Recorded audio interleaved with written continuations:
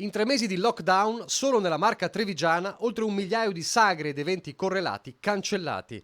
Il bilancio del numero 1 delle Pro Loco del Veneto è impietoso e così, seppure inizia la settimana che da venerdì 19 in teoria dà il via libera ai momenti più tradizionali della cultura popolare veneta, il sorriso è amaro, perché gli appuntamenti con regole e restrizioni saranno ben pochi e comunque diversi. La cosa non è semplice, non è così automatica.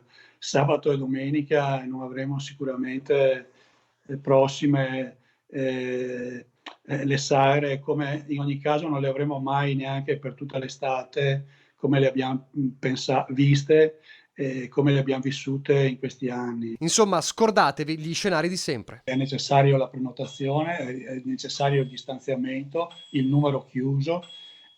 Non sarà facile anche perché ci sono dei costi oggettivi nell'organizzare tutte 'ste cose qua e servono anche tanti volontari.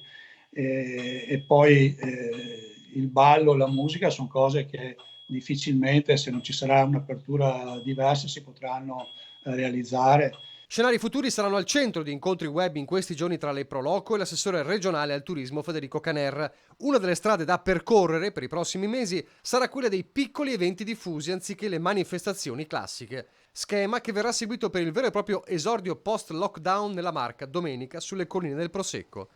Al sorgere del sole, una merenda alla Malga Mariec sulle prealpi trevigiane con la banda musicale di Valdobbiadene per salutare simbolicamente un nuovo inizio.